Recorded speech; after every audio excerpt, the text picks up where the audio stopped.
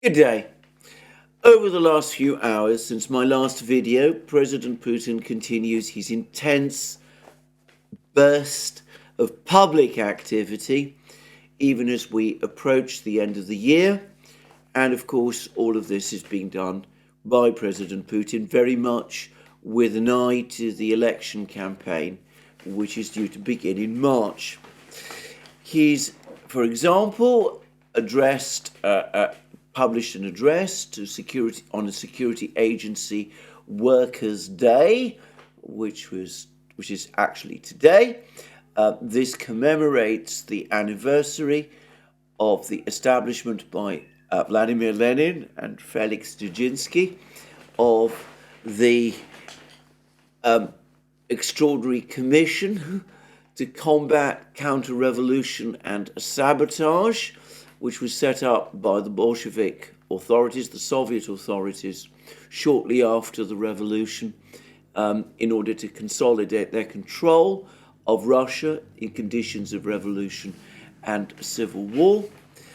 And of course, that extraordinary commission evolved through various name changes into the various internal security organizations in Russian history, in Soviet history, and post-Soviet history, with which we are now currently familiar. The KGB and the FSB, and by the way, also the SVR, the Foreign Intelligence Agencies. So Putin gave an address to the workers in these agencies on their holidays, and he's also met with winners, a group of winners and mentors of professionals, national championship of professional excellence, and he's also given decorations to soldiers who have been fighting on the battlefronts. So we can see that he's now very heavily involved in what might be called election activity, even as he continues to govern and administer the country. But the Kremlin, importantly, has now provided us with a complete transcript of his comments to the Defense Ministry's board, or Collegium of the Ministry of Defense, as it is sometimes still referred to in Russia. And interestingly, that we have a complete transcript of the comments that President Putin made on the occasion of the meeting of the Defense Ministry Board. We have not yet had a complete transcript published by the Russian Defense Ministry, at least not in English so far, of Defense Minister Shoigu's statement to the Defense Ministry Board. And the enigma, therefore, of what he exactly meant when he talked about, or at least when the Russian Defense Ministry's Telegram channel told us that artillery ammunition, production of artillery ammunition had increased 17-fold. Anyway, we still not got the actual formal official published, translated version of his words on the Defense Ministry website. And on that topic, about which a lot of people have commented over the last couple of hours, which I discussed extensively in my program yesterday, I actually, after making that program, did a check of what Shoigu had been saying on the similar topics in previous meetings of the Defense Ministry Board. And I saw that in November, at the end of November, at another meeting of the Defense Ministry Board, Shoigu said that production of artillery ammunition had increased 5-fold since the start of the special military operation. Now, that is an extremely impressive increase indeed, and it would mean, if we take the Jamestown Foundation's estimate that before the war, Russia was producing 1 million shells a year. If we take what Shoigu said in November at face value, that would mean that Russia is now actually producing around 5 million shells. That was, of course, in November. Now we've had this further statement that production has actually increased 17.5-fold. I'm starting to wonder whether perhaps there was a mistake, and whether when we do finally get the Defense Ministry's official transcript, we will find that there's a corrected number and that the scale of increase has been adjusted downwards. I have no doubt that there's been a very substantial increase in ammunition production indeed, but a 17.5-fold increase seems astonishing. 17.5 million shells a day, I have to say seems, a year rather, seems completely, astonishing to me. Whereas 5 million shells a year, I would have thought would be a fully realistic number for a country like Russia. Anyway, we'll no doubt get a proper explanation fairly soon. But in the meantime, I want to turn again to President Putin's words at the Defense Ministry Board. Now, he did provide some very sketchy information about production increases. He spoke lavishly about the achievements of the Defense Ministry enterprises, the defense enterprises in Russia. He spoke about the fact that the Russians hold the initiative on every part of the front line, which is completely true, by the way. He spoke with optimism.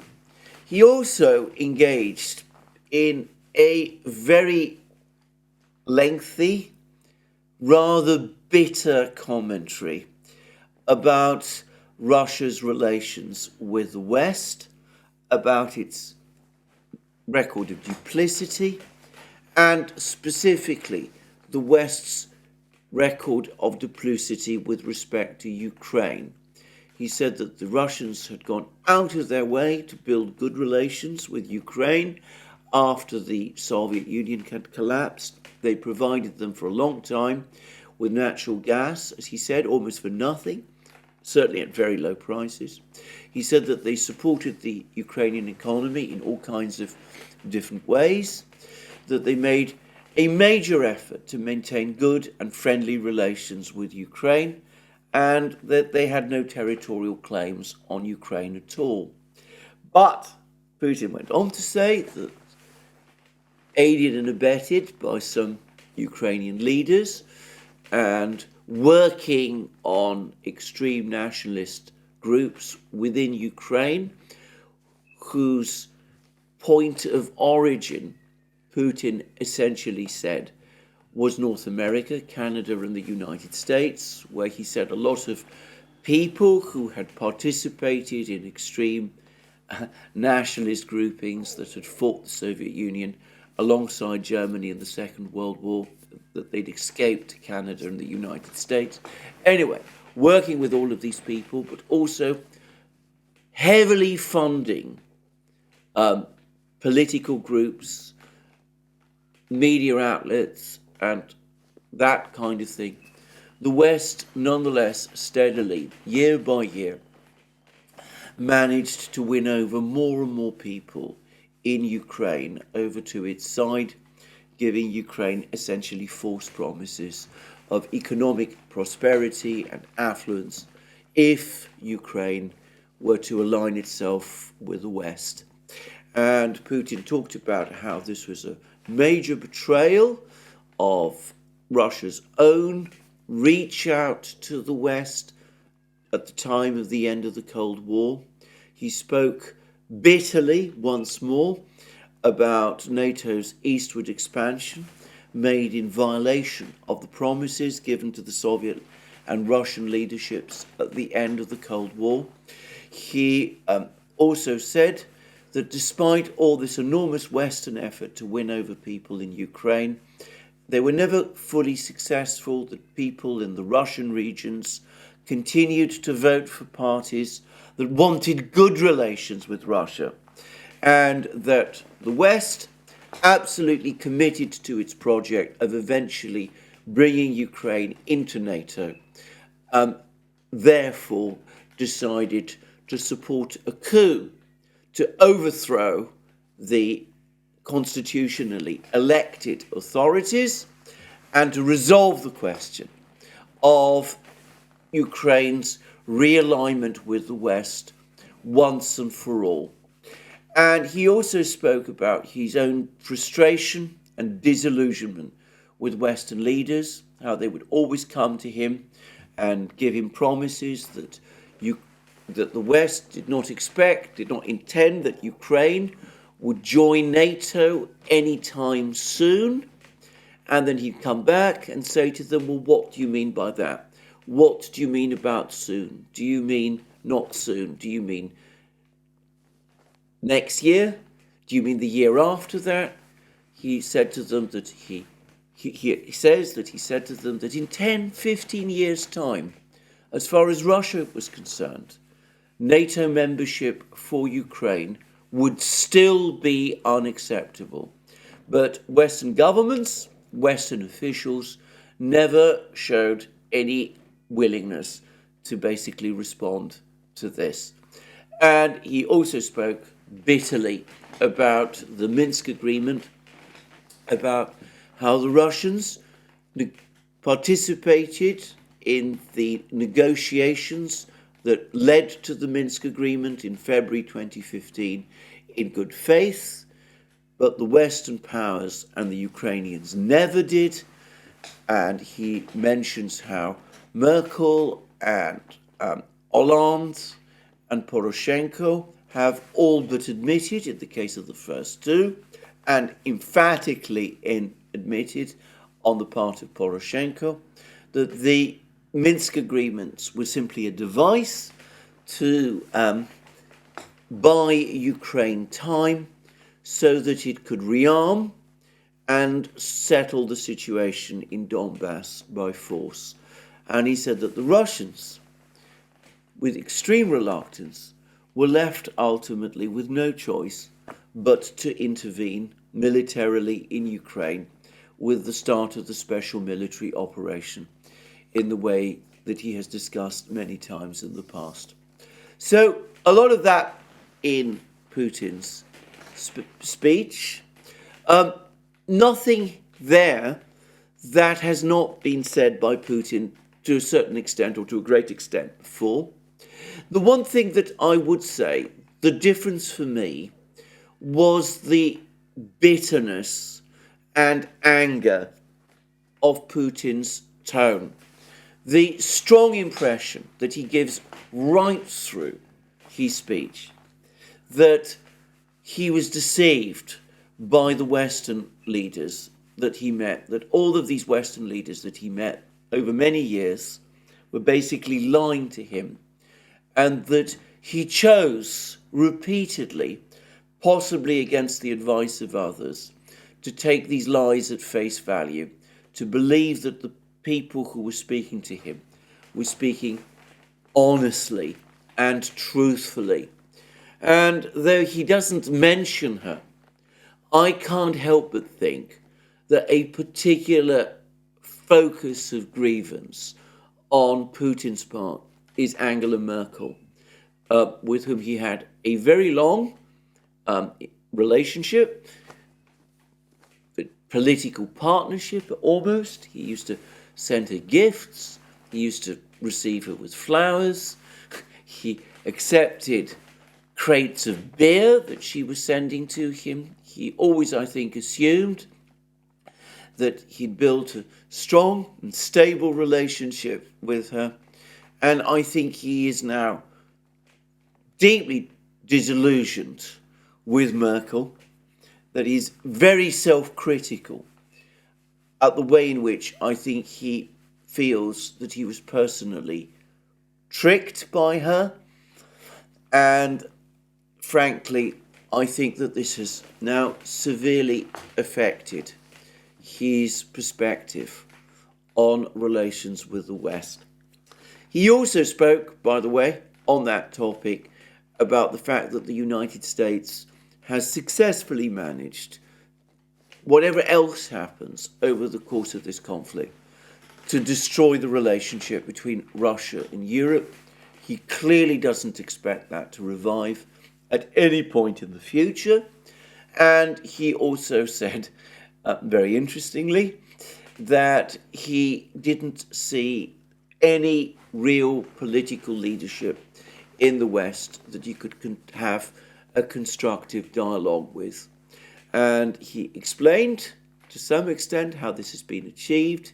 He spoke about the penetration of all media outlets in the West, in Europe at least, by American interests, financial interests. He said that if you drill down and look for who owns any particular European publication or media group, you will eventually always come to an American foundation of some sort at its core. That is an exaggeration, by the way, and it is not true of every country. I believe in Italy, for example, the media, a lot of the media still remains in Italian ownership. But of course there is enough truth to it to make it a convincing, to make it a convincing case, or at least so Putin would say. Anyway, there we go. I have to say that listening or reading these comments of Putin, I have to also say that I think any idea of this conflict ending in a negotiated way is, frankly, going to be a very, very difficult sell for him.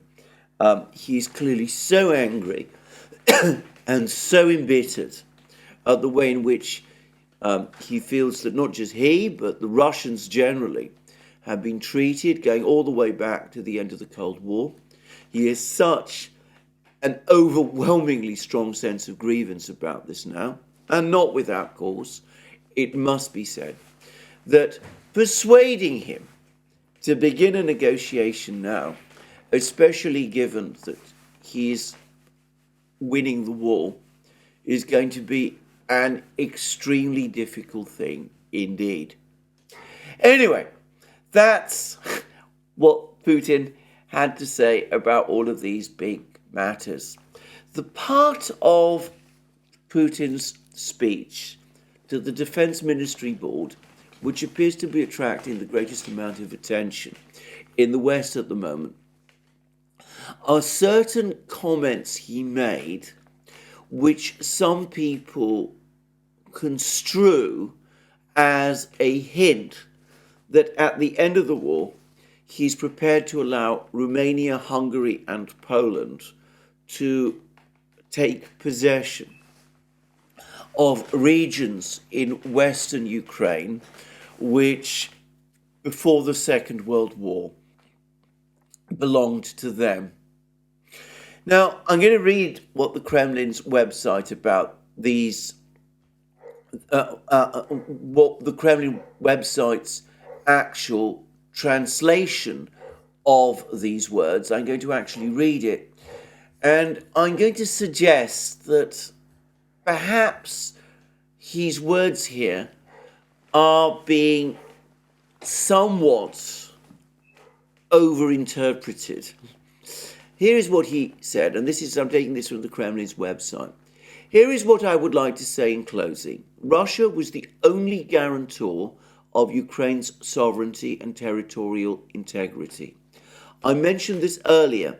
When creating the Soviet Union, Russia transferred to it vast historical territories, Russian territories, along with the population, a huge potential, and invested immense resources into this land. The western lands of Ukraine, we know how Ukraine obtained them. Stalin gave them to Ukraine after World War II. He gave parts of Polish lands, Lvov, and so on, including several large regions with a population of 10 million. Not to offend the Poles, he compensated for Poland's losses by giving the Poles the eastern German lands, the Danzig corridor and Danzig itself, and by the way, an awful lot more than just Danzig. He took some from Romania and some from Hungary and gave it to Ukraine. The people who live there, many of them, at least I know this for sure, 100%, they want to return to their historical homeland. The countries that lost these territories, primarily Poland, dream of having them back. In this sense, only Russia could be the guarantor of Ukraine's territorial integrity. If they do not want it, so be it. History will put everything in its place. We will not interfere, but we will not give up what is ours. Everyone should be aware of this.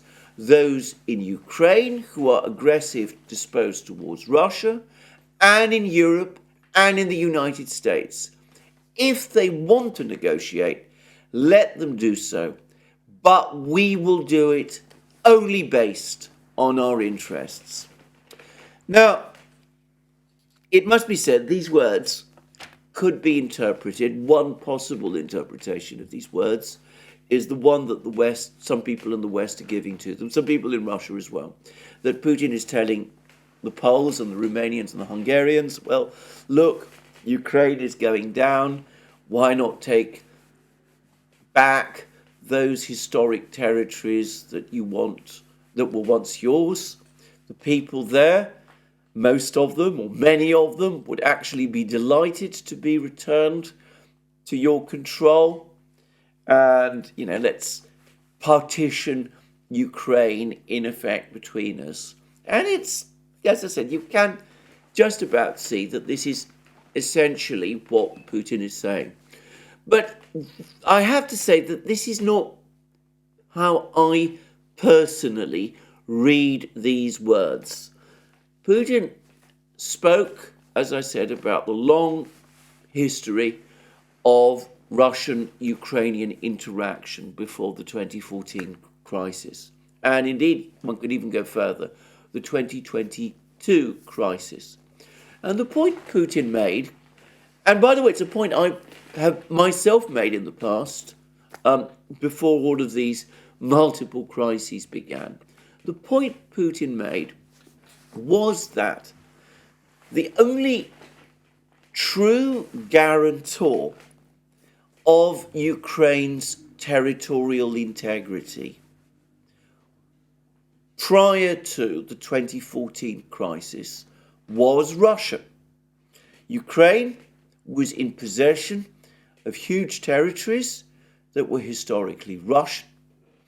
And if Ukraine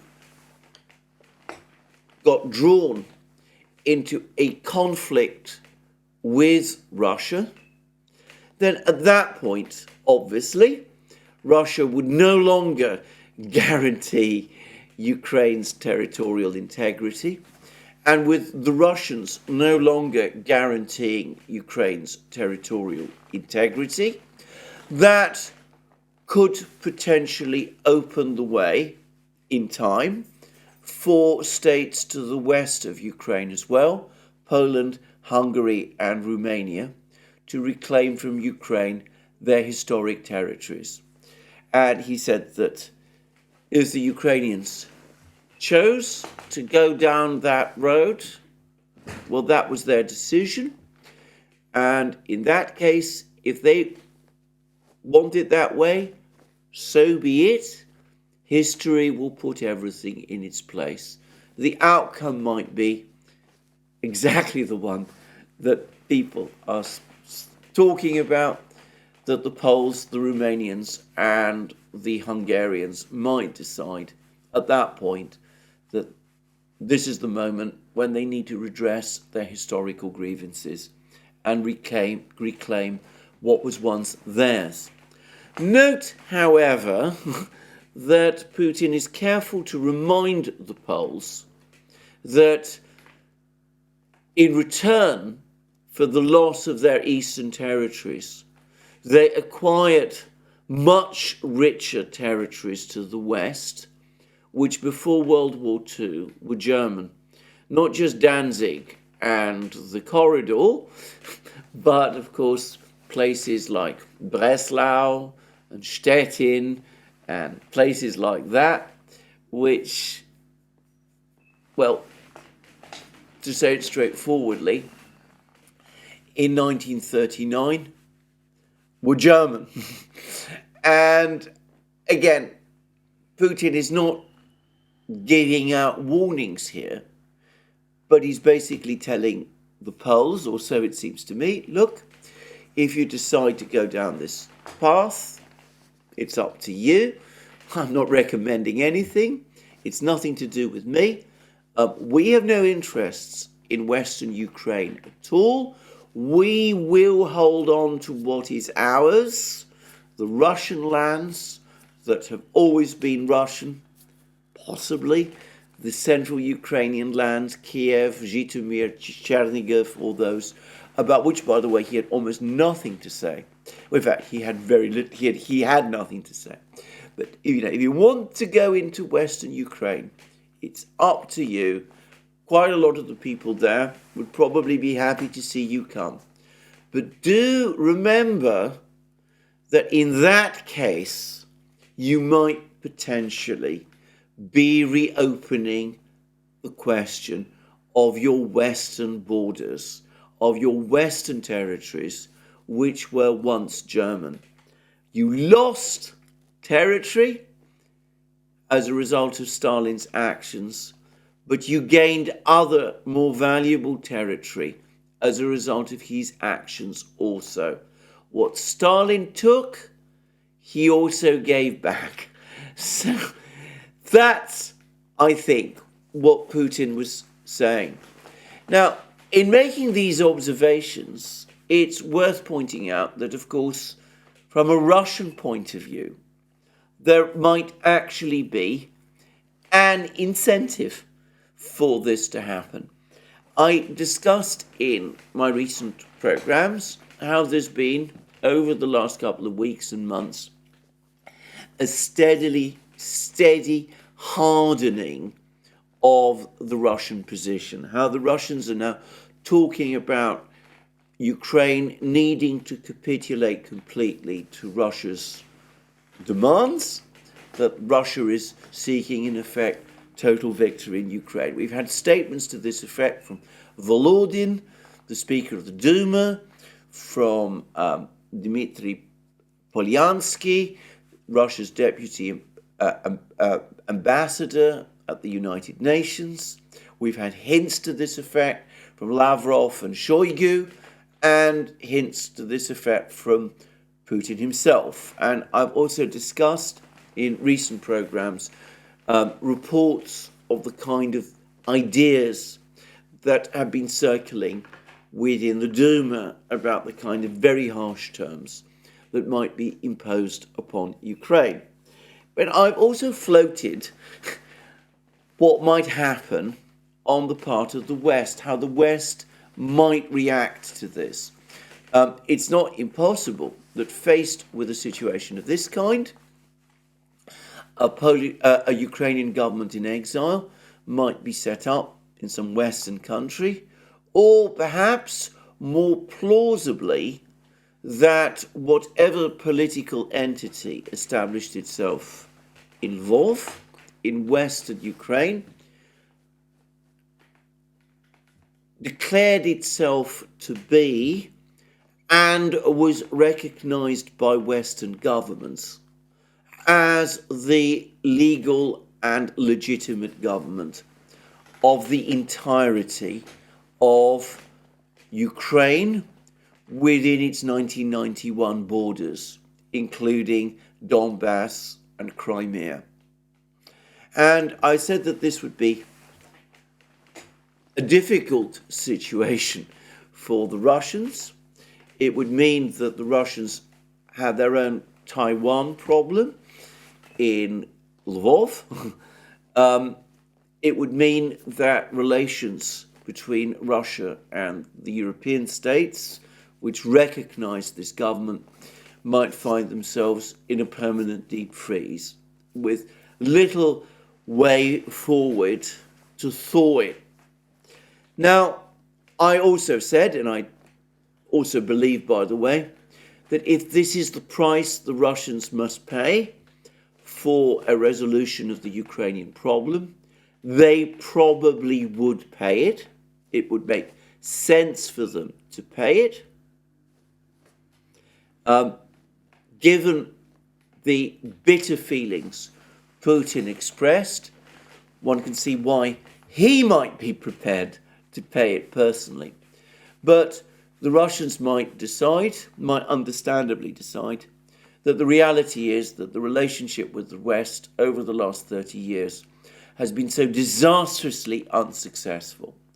And Russia's opportunities now in the East and in the global South are working so much better than expected, that it would actually be better for the Russians to close the doors, to see the doors close in the West, so that they can focus in peace on their own development and work with their relations with the nations of the East and of the global South.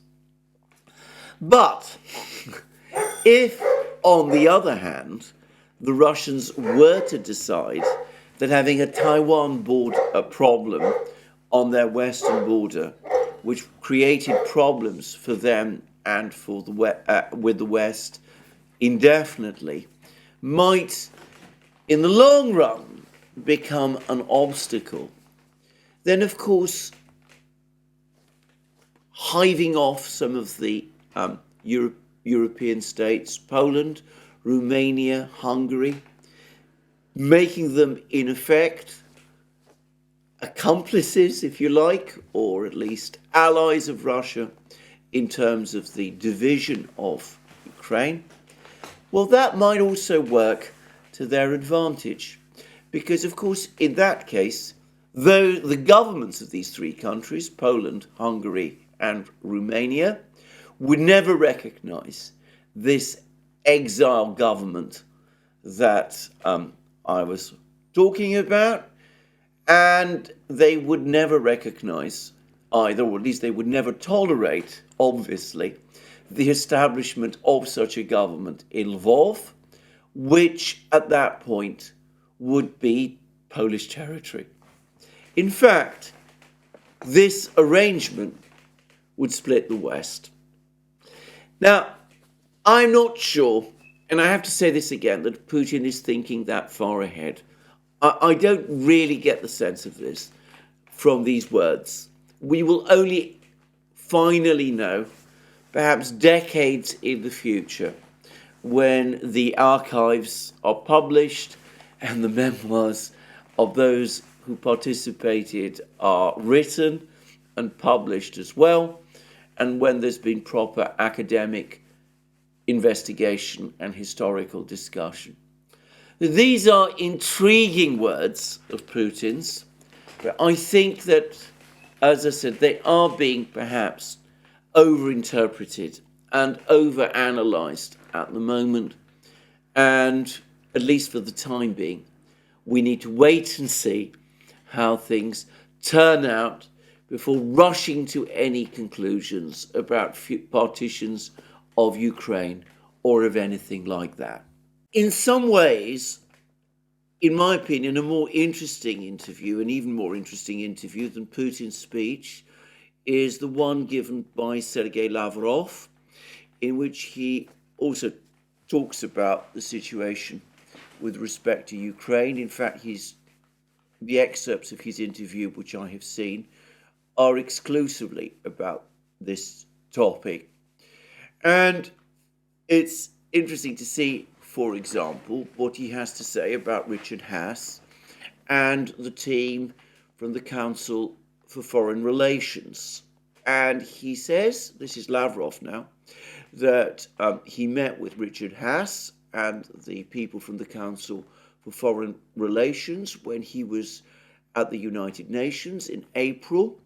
Lavrov says that it was actually he who contacted Richard Haass and his team to come to speak with him, and that this is an absolutely standard thing that he always does, that he, Lavrov, always does when he visits the United Nations, that he likes to speak to political scientists in the United States, and that he had this discussion with with Richard Haass and the others there at the United Nations, and was then incredulous to discover a few weeks and months later, and since then, that he was supposed to have been participating in the setting up of a back channel between himself, that's to say Lavrov, and the Russian Foreign Ministry, and Richard Haass and the other people from the Council for Foreign Relations,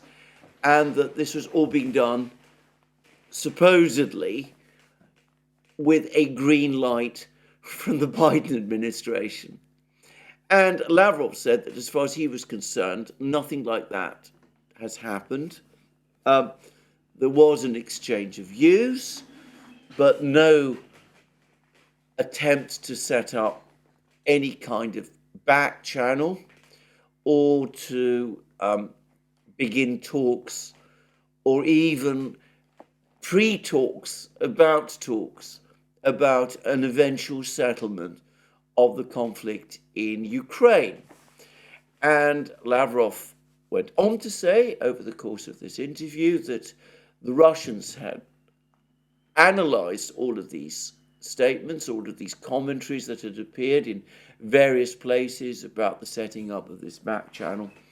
And since they knew that there was no real back channel in existence, they concluded that these stories were being circulated by the United States, basically in order to put pressure on the Ukrainians, in order to get the Ukrainians to moderate that position, to make the Ukrainians think that it was in fact the case that the United States was looking for some kind of way out of the conflict and might start negotiations of its own if the Ukrainians themselves didn't do so.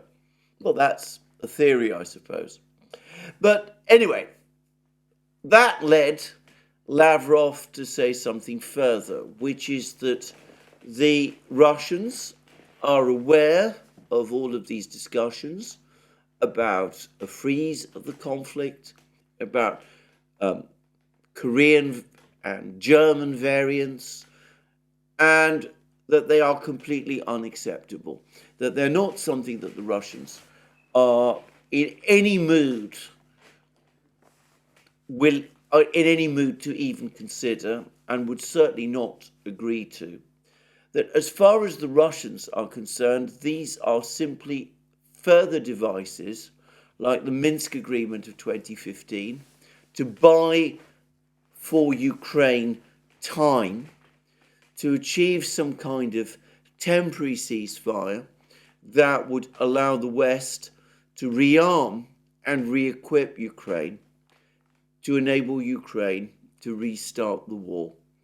And that for that reason, the Russians will not entertain these proposals under any circumstances. So I think that is conclusive. The way in which Lavrov spoke made it quite clear to me that whatever Richard Haass and those like him may think, the Russians do not consider themselves to be involved in any sort of negotiating process at the present time. They don't consider that any substantive negotiations are in fact taking place, or even, as I said, preliminary negotiations about future negotiations, phase 1 negotiations prior to phase 2 negotiations, or whatever it was, that they don't see themselves as being involved in anything of that sort, and that as far as they're concerned, the focus at the moment remains overwhelmingly on the war and on the progress in the war. And as I said, Richard Haass may think otherwise. He may imagine himself to be leading some kind of back channel, but the Russians no doubt listen politely to what he has to say, but they've concluded that he has no authority to speak for the United States, and they're frankly not taking him very seriously, and they're not very interested in whatever proposals it is that he is making. So anyway, that was what Lavrov said. Now, a third person was speaking yesterday about the situation in Ukraine, the conflict in Ukraine, and that was President Zelenskyy.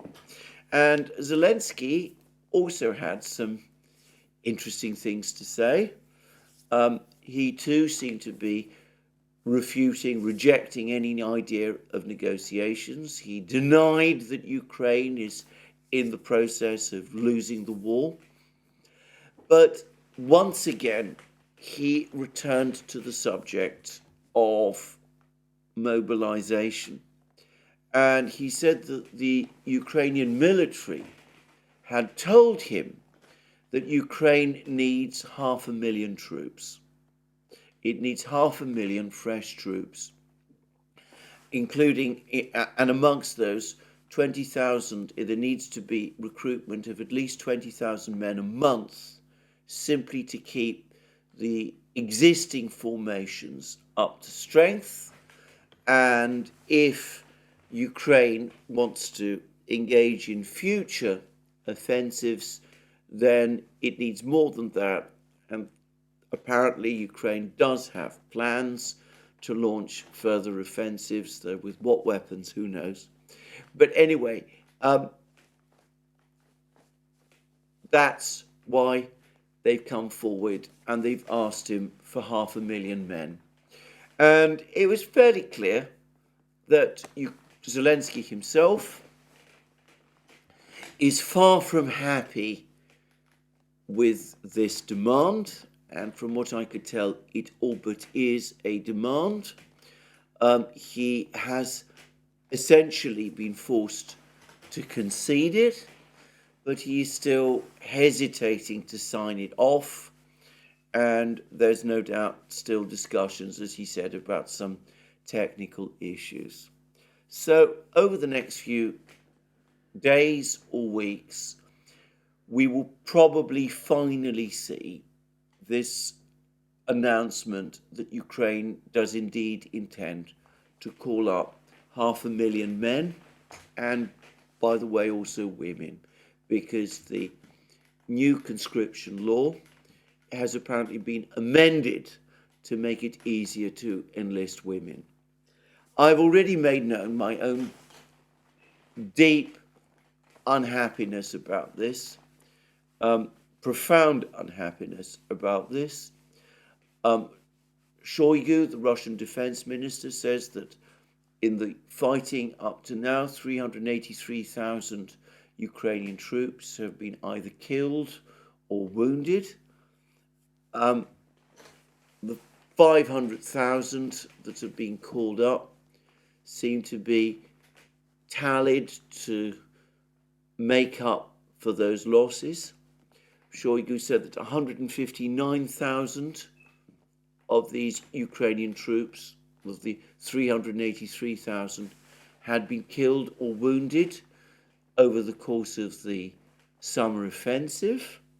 That's 40% of the total.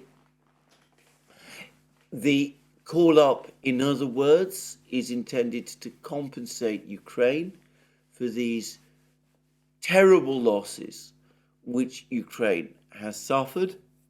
But of course, the people who are going to be called up, the old people, some of them up to 70 years old, supposedly, the very young people, the students, the teenagers, many of them still in their teens, the women, none of them are going to have military backgrounds or military experience. They're going to be presumably thrown into the battle with minimal training. Many of them will not want to be in the military in the first place. Perhaps most of them won't want to be. It seems to me that an appalling further act of bloodletting is going to happen in Ukraine, adding to all of the others which we have already seen, and as far as I can see, to no conceivable purpose. Anyway, that brings me now back to that perennial topic about the military situation on the battlefields. And there is now a cascade of reports, all of which appear to point to the end of the Ukrainian offensive across the Dnieper into Kherson region. It seems that the Russians have now significantly reduced the size of this bridgehead. It seems that there are Russian attacks trying to divide what's left of this bridgehead. The Ukrainian troops who are fighting there are relatively few in number. They're suffering from very, very heavy casualties. But on top of that, there appears to have been an announcement in Ukraine. I haven't seen this myself, but various people have referred to it. Dima, for example, at the Military Summary channel referred to it, though I noticed that Rebar has not done so. But anyway, there's been an announcement, apparently, that the Ukrainian military have now decided that for the time being, this offensive in Kherson region needs to be called off because the 4 Marine brigades, which have been participating in it, are more urgently needed in other places where the situation is going badly wrong. And that, of course, is true, undoubtedly so. But, of course, the true reason why the Krynky bridgehead is apparently going to be extinguished, why the Ukraine is going to try and withdraw its troops from Krynky. Well, it seems to me that the true reason that is happening is because, frankly, the offensive that was launched across the Dnieper, the idea of this great march towards Crimea, of the capture first of Novaya Kakhovka and then of Genishek on the Black Sea, that has all failed, and therefore the offensive, whose only effect has been to cause huge losses to these 4 elite brigades, having been defeated, this further offensive having been defeated, the Ukrainians are having to retreat from it, to retreat, in effect, from the battlefield. It is shaping up to be another defeat for Ukraine. The summer offensive in Zaporozhye region and in the Vremivka salient was a defeat. This latest offensive across the Dnieper was a further defeat, one that Ukraine has paid an extremely high price for. The third defeat Ukraine has suffered this year after the defeat it experienced in Bakhmut. And in fact, there's been lots of further news from in and around Bakhmut. And again, I'm going to stress I'm basing this on reports by others. I'm not present, obviously, directly in these battlefronts. I'm not in touch with the frontline soldiers on either side. But I understand that the Russians have made significant further advances in the Bakhmut area, and that they're now concentrating on capturing the village of Ivanivska. They've also already broken into Bogdanovka, but they're now apparently preparing a further attack towards Ivanivska. Ivanivska, this other village that to the west of Bakhmut, which the Wagner organization never captured. The Russians, by the way, call it Krasnoye. And it seems, interestingly enough, that the spearhead of the forces that are moving towards Ivanivska, that appear to be clearing the surrounding woods round Ivanivska in preparation for an attack on that village or storming of that village, that the spearhead consists of forces from the Chechen regiments, but also from a reconstituted unit made up of former Wagner fighters, people who know the ground, obviously, very well. Well, we will see what happens, but my own sense is that we are indeed now very much at the end game of the wider battle for Bakhmut. The Russians captured Bakhmut, or the Wagner organization captured Bakhmut in May. The Ukrainians tried to recapture Bakhmut over the course of their counterattacks of the summer and autumn. Those counterattacks have now been repelled by the Russians.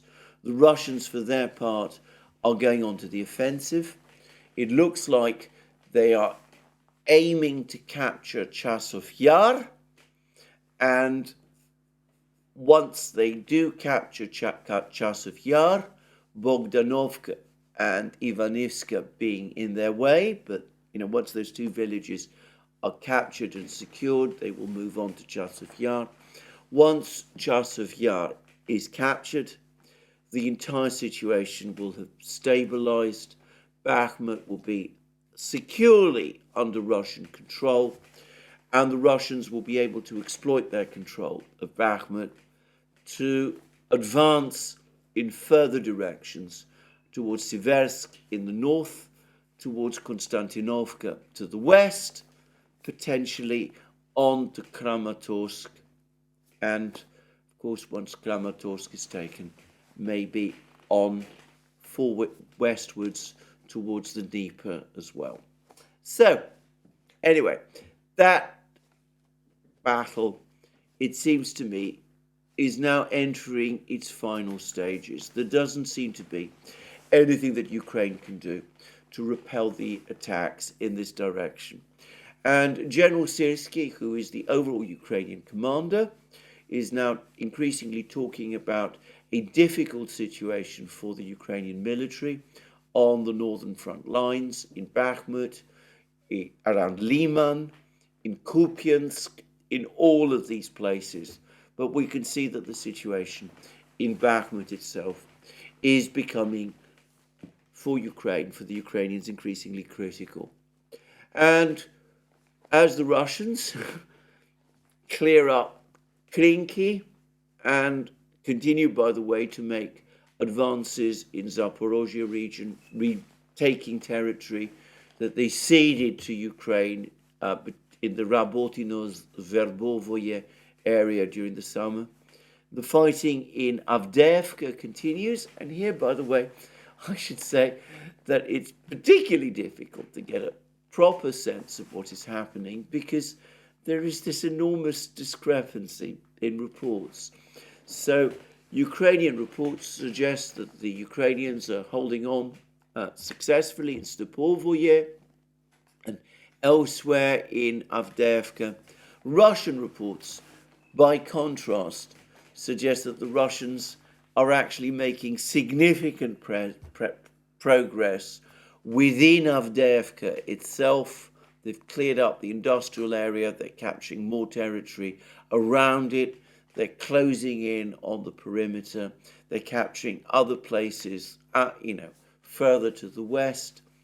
And for the moment, as I said, there's this huge difference in reports. Again, I am not there. I'm not in or close to Avdiivka myself. My sense is that the Ukrainians understand or have decided that Avdiivka is critically important to them and therefore must be held, that they've transferred huge numbers of units and troops to try to hold the positions in Avdiivka, but that despite this, the Russians continue to make progress pretty much in every part of the Avdiivka battlefield, but at a slower rate than they were doing in October and November and perhaps earlier this month. But I get the sense that the Russians continue to make progress, and overall, as I said previously, it seems to me that the eventual outcome is now clear. Avdiivka will eventually be captured by the Russians at some point over the next few weeks or months. And there's also now been lots of reports from the Marinka area, not so much about the fighting in Marinka, but about this village in Novo-Mikhailovka, to the south of Marinka. It does seem as if the Russians are in the progress of capturing this village. They've captured areas to the south of it. There's some reports that they've now occupied the eastern part of this village.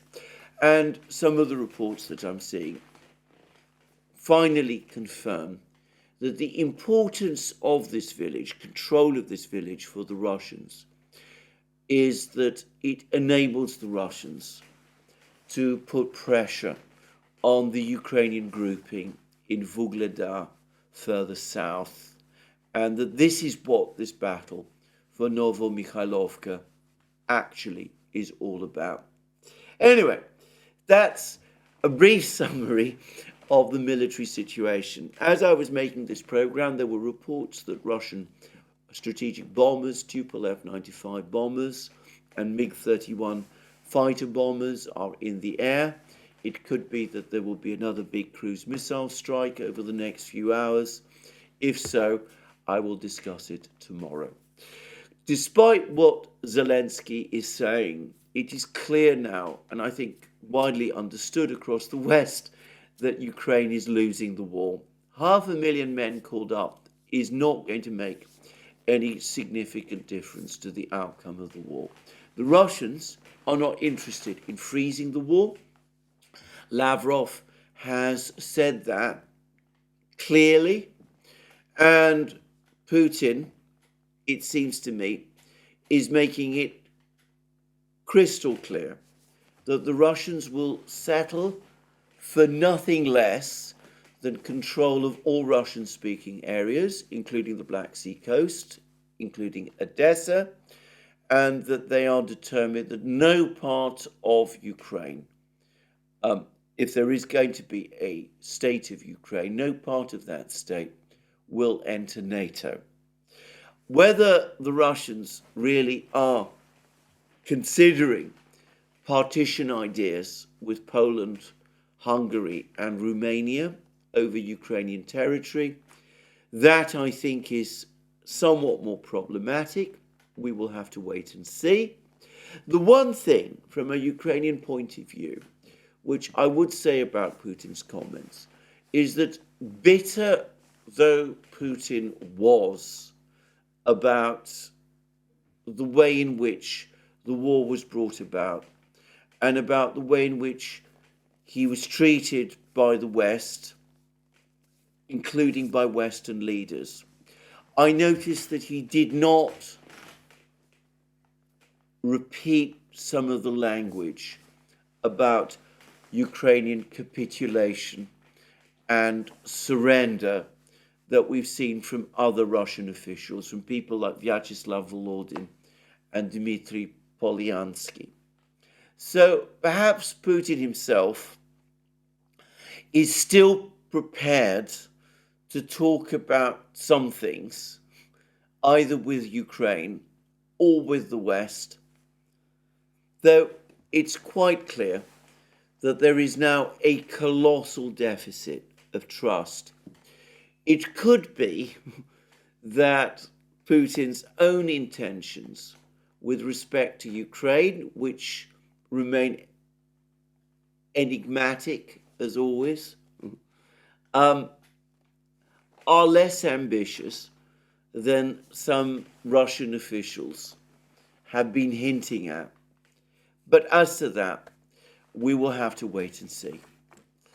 I'm now going to touch on the situation in the Middle East, and I think a number of things need to be said. First of all, the fighting in Gaza continues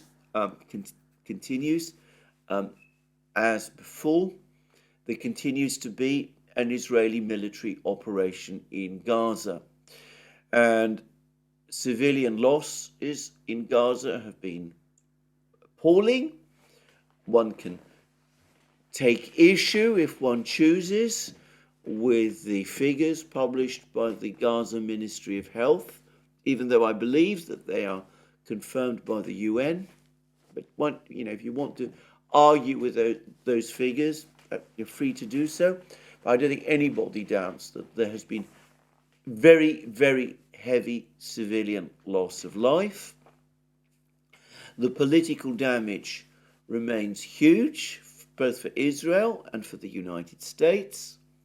And there continue to be active discussions in the UN Security Council about a ceasefire resolution. And what is interesting is that this time, the ceasefire resolution that is being prepared is being discussed with the Americans, so that perhaps, or so it seems to me, the BRIC states and the Arab states and the other countries that are no doubt sponsoring this resolution now perhaps sense that the Americans, feeling themselves isolated in the Middle East, perhaps understand that they're going to have to vote in support of a ceasefire resolution eventually, and that these states are now testing the waters with the Americans, trying to work out whether the Americans have finally reached that point where they're prepared to support and vote for a resolution, which is why they're speaking with them. Anyway, we will no doubt get a vote at some point over the next few days. We will see what form that vote takes, whether it will indeed call for a ceasefire, and whether or not the Americans vote for it or choose instead to abstain, or again vote against it. But anyway, those discussions in New York are indeed continuing to take place. There is, however, another growing crisis, or rather there are two of them, because even as the fighting in Gaza continues to be underway, there has now been increasing talk of Israel starting some new event to the north with Hezbollah. Israel has apparently demanded that Hezbollah withdraw its forces north of the Litani River in Lebanon, which Hezbollah, needless to say, will never agree to do. And there is growing suggestions that a conflict between Israel and Hezbollah is on its way. All of this happening simultaneously with a growing conflict in Yemen, in the Red Sea, more and more US military deployments there. And I was reading this morning in the British media reports that proposals have finally been provided, placed before President Biden, concerning missile strikes on the Houthis in Yemen. And this is because the Houthis have acted to express their support for the Palestinians in Gaza by trying to launch missiles at Israel itself, but also by launching attacks on commercial shipping in the Red Sea. And there have been very significant, very large American naval deployments in the Red Sea. The Eisenhower, the aircraft carrier, is also being redeployed there, but large numbers of ships, not just from the US Navy, but from other NATO navies, are also concentrating in the Red Sea to try to protect shipping, commercial shipping, that passes through the Red Sea, either exiting the Suez Canal or perhaps traveling towards the Suez Canal. And it's been pointed out by several people now, many commentators now, that a significant proportion of the world's oil trade passes through the Red Sea, and of course other shipping, commercial shipping, passes through the Red Sea also. So a blocking of the Red Sea would have an effect on the oil price, which by the way has been rising, and it might interrupt other supplies, say from Asia to Europe as well. So this has been tying down large amounts of American shipping and American fleets, parts of the American fleet, and NATO warships, other NATO warships from other NATO countries as well. And we could be looking at a further potential escalation, missile strikes against the Houthis, which they will respond to. They are universally acknowledged to be a battle-hardened and extremely tough military. They have backing ultimately from Iran and the support of large parts of the civilian population in Yemen. Missile strikes are likely to deter them or stop them, and it's easy, very easy to see how this whole situation could escalate. Now, I have to say, I cannot see the logic of this. As far as I can see, the military operation in Gaza is not achieving its stated objective, or at least has not achieved its stated objective of destroying Hamas. Hamas is still functioning in Gaza. It is still there. In fact, as I understand it, it continues to launch rockets at Israel, even though these do relatively little damage when they manage to get through, which is not very often. But anyway, Hamas still exists. Its political organization still functions in Gaza. Its military force in Gaza also functions. And this is weeks after the Israeli military campaign in Gaza began. And it doesn't look as if this situation in Gaza is going to change, that at least not soon. So the fighting in Gaza continues. The Israeli objective, right at the start, which was to displace the population from Gaza and occupy Gaza, that was blocked by the United States, following intense pressure from the Arab countries, the Arab states. So it doesn't look as if that is going to happen. So given that this military operation in Gaza is not achieving its purpose,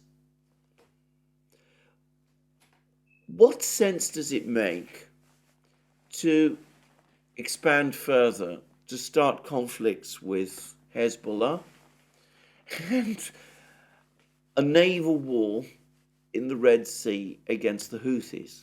Even if the Houthis can be attacked with missiles, presumably that will not destroy them.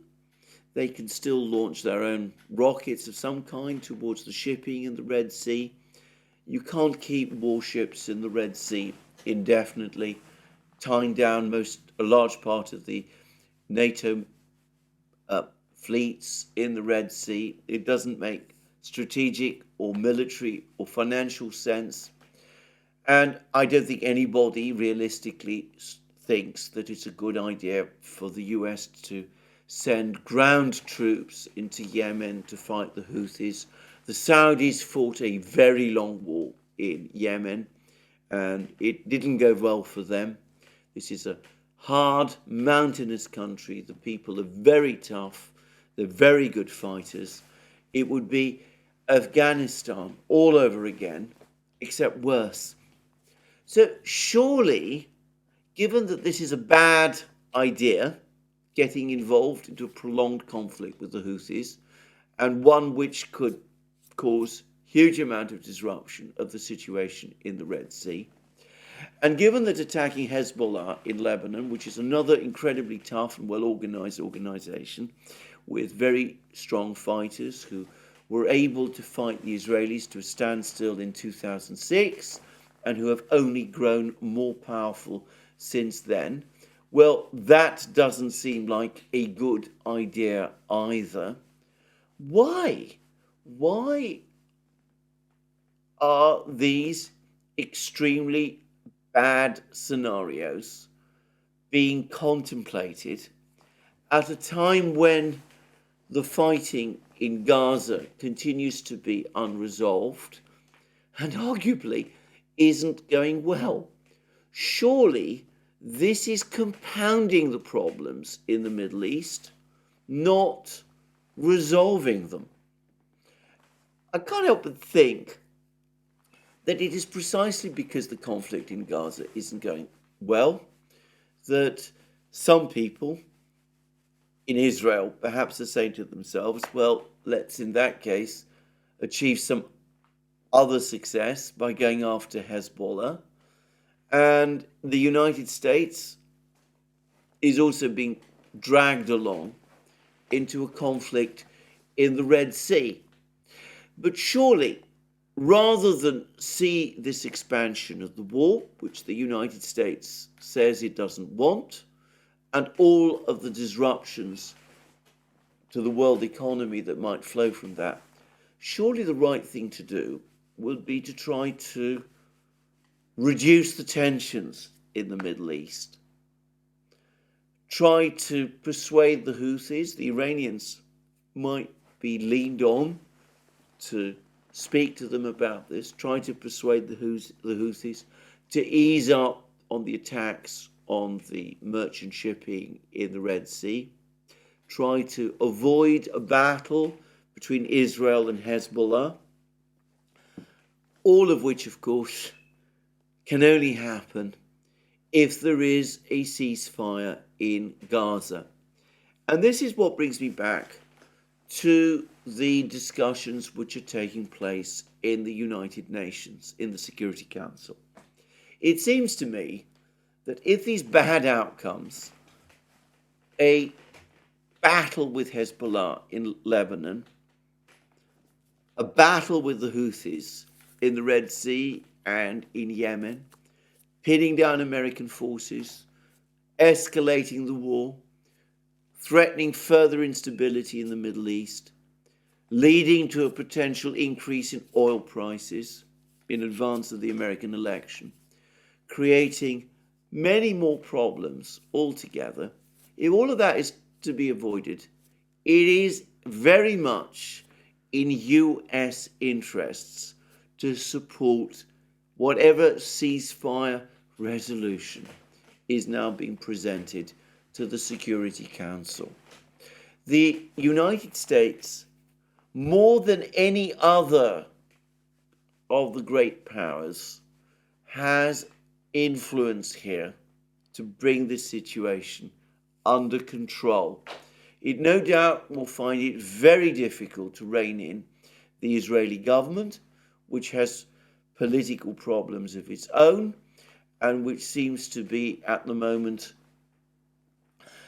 intoxicated with all kinds of, frankly, alarming eschatological ideas.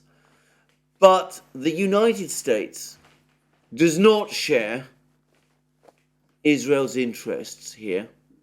Surely, in its interests, it needs to bring the situation under control rather than get itself involved in a shooting war with the Houthis or support a war with Hezbollah.